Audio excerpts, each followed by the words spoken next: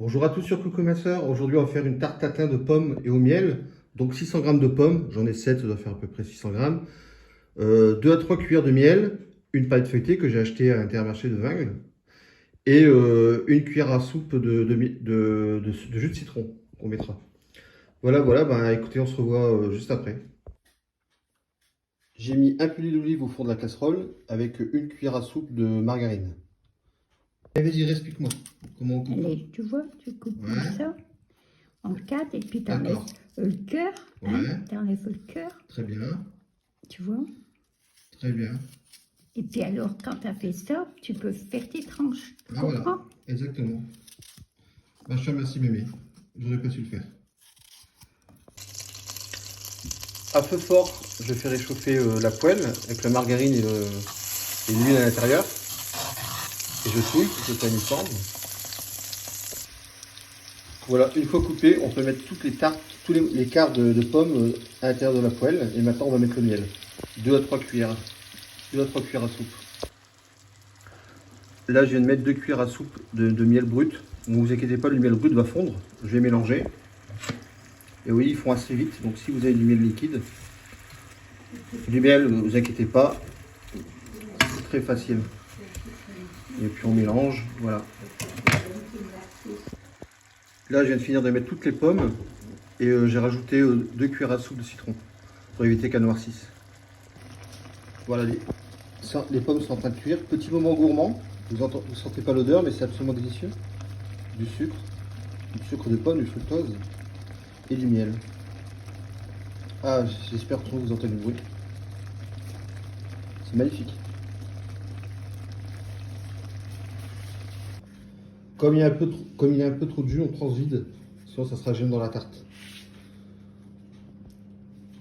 On retire du jus de pomme, en fait. Hein. Mais on garde pour nous.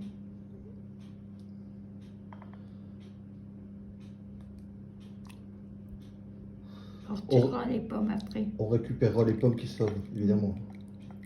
Aucune ne survivra ce soir. Voilà. Voilà, on met bien la pâte et on fait des rebords. Parce que tout à l'heure, on va la retourner de cette manière, le contenu de ces repas. Et avec la fourche, on fait des trous. Avec une fourchette ou un couteau. Voilà. Et maintenant, on fait cuire pendant 30 minutes à 180. L'avantage avec la marque Erta, c'est qu'en plus, il donne un papier cuisson. Ça empêchera la pâte de brûler. Alors, 30 minutes à 180 degrés. Bon, maintenant, on va vérifier si c'est pas trop grillé. Donc là, normalement, tout est normal. Oh, ça va. Allez, encore un quart d'heure. À tout à l'heure. Bon, maintenant, on va vérifier si c'est pas trop grillé. Donc là, normalement, tout est normal. Oh, ça va.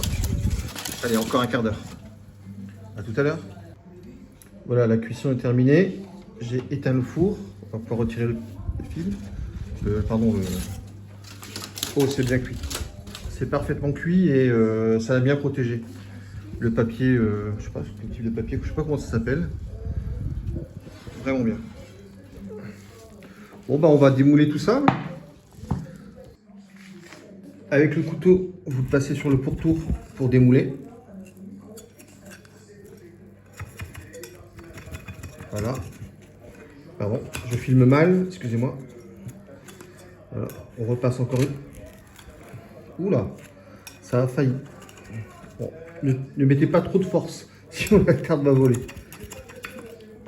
A tout de suite.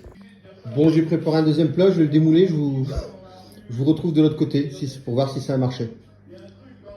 Comme vous le voyez, ça a bien fonctionné, mais il reste encore quelques pommes de l'autre côté. Donc, écoutez, on va transférer ça, mais la recette a bien marché.